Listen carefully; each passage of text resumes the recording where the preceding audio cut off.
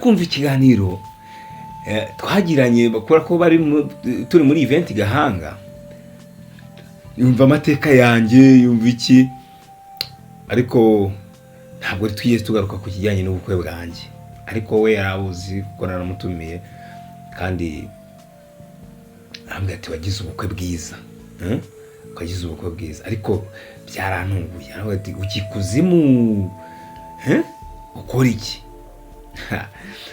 arambwira ati ni gute ko nari nzi ko wari uri mu bantu bavuga ko batakora ubukwe nyine, bavuga ati nta gikwe kabisa, nta gikwe. Team Rocky kandi turi muri Team Rocky, ariko ubundi iyo uzaba umugabo hari igihe tugera twe tukavuga ibyo dushaka, ariko kubw'impamvu yo kuba umuntu w'umugabo cyangwa se n'impamvu ya business ukareka gukora ibintu kubw'izo mpamvu, ariko ntubikore ugendeye ku wundi muntu. Hari abantu bagendera kuri bano bajama ba Rocky nyine babivuga, ariko ngiye ntago ndi Rocky, sibyo?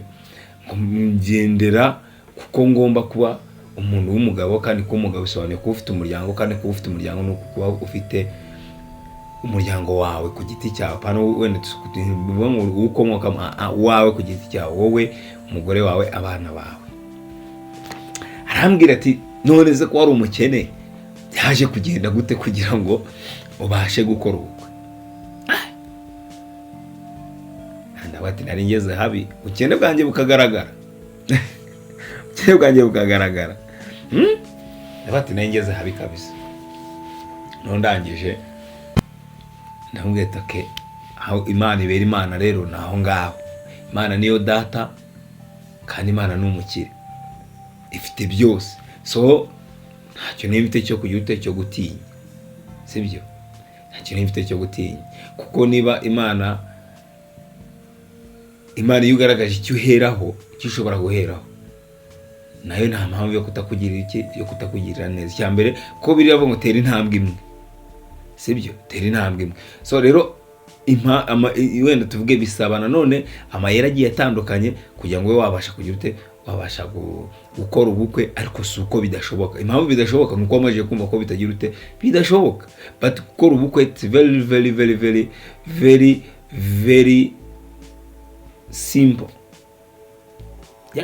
Nshobora kuba ati njyewe bitewe nanjye ukomeze, ariko reka nkubwire ntago waba ufite ukomeze hanyuma yuko nari imeze. N'imitekerereze yawe uramutse wumvisha uko nari imeze, wowe imitekerereze yawe ute yahinduka. Yes, nari umukene ndabyemera, nari nkennye kuko burya rega umuntu udafite nyine hari ibintu biranga ubukene. By the way, we impamvu yabimbwiraga yaranze, sibyo? Yaranze, ariko byagize ute byarashobotse. Nawe rero byashoboka, nta mpamvu yo kugira ute yo kugenda ngo wifunge wumve ko ibintu bidashoboka. Nawe byashoboka. Impamvu rero byashobotse ya mbere, njyewe ndi umuntu wafashe igihe mu kwiga uko nshobora kwiga ku rugo kuruta kwiga ku bukwe, sibyo?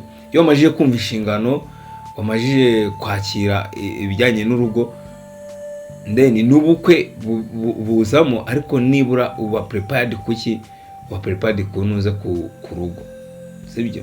Iyo wamajije kuba prepared ku rugo rero, icyo ubusabwa ni iki? Ni ukwaguka no kwagura connection yawe, sibyo? Rero connection yawe ubundi ni guhereza ngo iki kirashoboka, cyangwa by'umwihariko ubukwe kuko nibwo bugora, iki kirashoboka cyangwa se ntikigirute ntigishoboka. Nzagenda mbahereza tips nyinshi zishoboka ushobora kwifashisha kugira ngo ukore ubukwe ku buryo abantu bashobora kubyumva bikabatungura, like nkuko nanjye byatunguranye.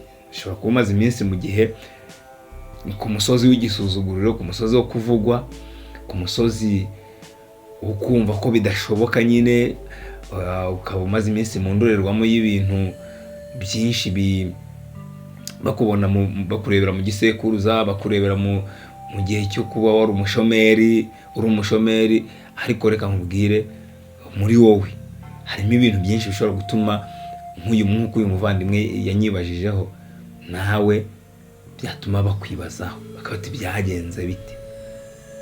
Kuba rero kugira ngo bigende gutyo nta kindi ugomba gukora, nta kindi. It is very simple. It is to think wise.